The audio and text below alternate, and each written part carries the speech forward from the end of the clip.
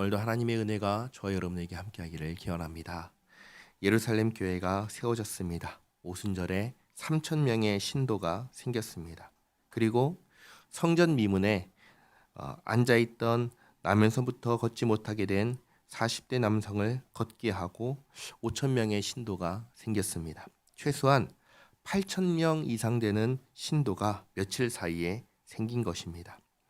이들이 함께 교회를 이루었습니다. 그래서 무엇을 했냐면 사도에게서 배우고 교제하고 함께 식사하고 기도하기에 힘썼습니다. 이 모습들은 오늘날 우리에게도 있는 모습입니다. 그런데 그 당시에 있었던 독특한 모습이 있는데 뭐냐면 재산과 소유를 팔아서 나누는 모습입니다.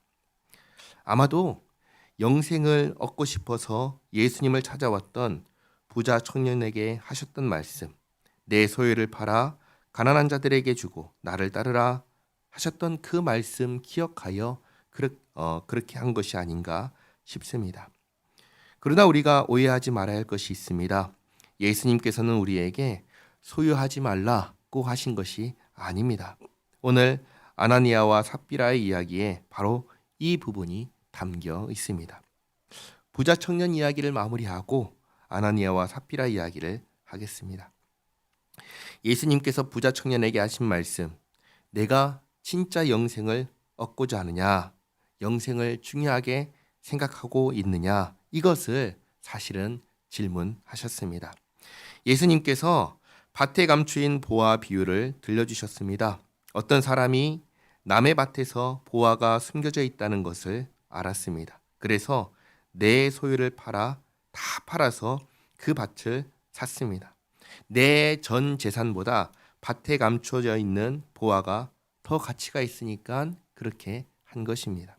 마찬가지로 이 청년에게 영생이 재산보다 더 가치가 있다면 예수님의 말씀에 따를 것입니다.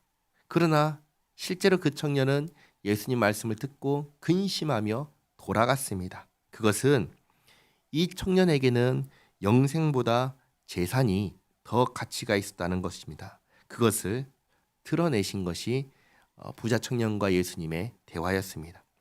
그러면 한 가지 질문드립니다. 영생은 어떻게 얻습니까? 영생은 예수님을 믿는 자에게 주어지는 것입니다. 내 재산을 팔아 내놓으면 얻을 수 있는 것이 아니라 예수님을 믿는 자가 영생을 얻게 됩니다. 그러면 예수님을 믿는다는 것은 무엇인가요?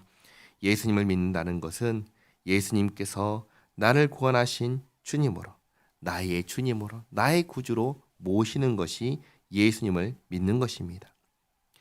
예수님께서 나의 주님이 되시면 나는 누구의 것입니까? 예수님의 것입니다. 그러면 내 재산도 누구의 것입니까? 예수님의 것입니다. 이것을 생각해야 되는 것입니다.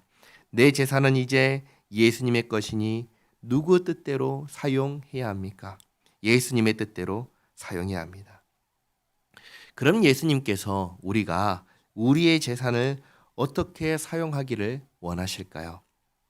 하나님의 영광을 위하여 사용하기를 원하십니다. 구체적인 내용은 우리 각자의 현실 속에서 생각해야 합니다. 그러나 그 목적과 방향은 하나님의 영광을 위해서 사용해야 한다. 이것을 의식해야 합니다. 처음 교회가 세워졌을 때 자기 소유를 판 것은 이것을 염두하고 한 것입니다. 그래서 사도들에게 주었고 사도들은 그것을 받아서 각 사람의 필요를 따라 나누어 주었습니다. 그리고 이 일에 동참한 사람이 바로 아나니아와 삽비라입니다. 자기 재산을 팔아서 사도에게 주어 필요한 사람들에게 나눠주게 하였습니다. 자, 이것은 좋은 일인가요? 나쁜 일인가요? 좋은 일입니다. 참 좋은 일입니다. 그런데 이 좋은 일을 한 이 두 사람이 그만 죽었습니다. 그러면 왜 죽었을까요? 이유는 한 가지입니다. 뭐죠? 하나님을 속였기 때문입니다. 3절을 보시면 사탄이 내 마음에 가득하다고 합니다. 사탄은 거짓의 아비입니다. 그래서 사탄이 이 마음에 가득해서 어떻게 했습니까?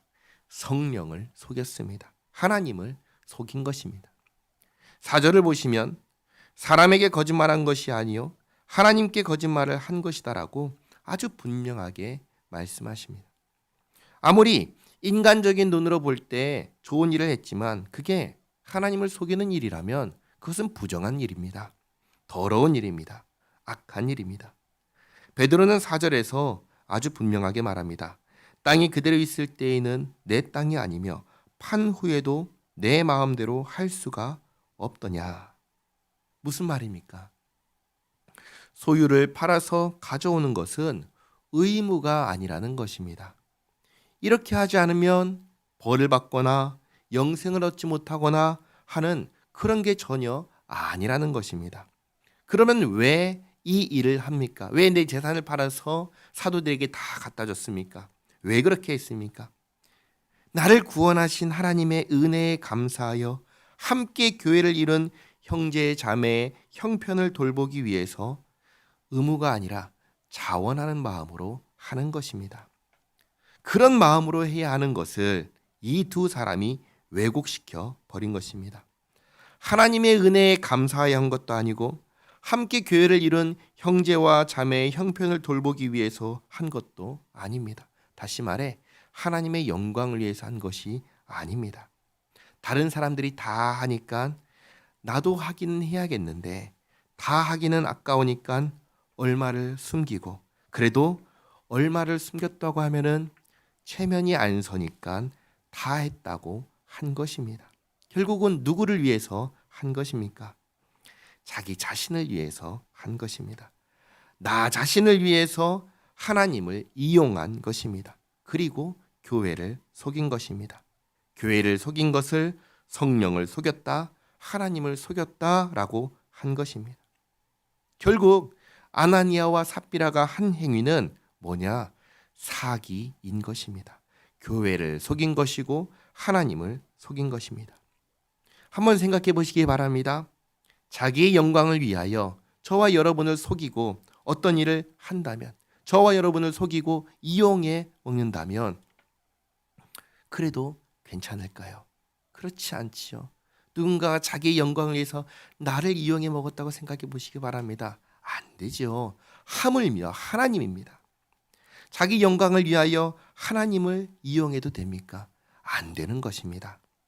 우리는 하나님 두려운 줄 알아야 합니다.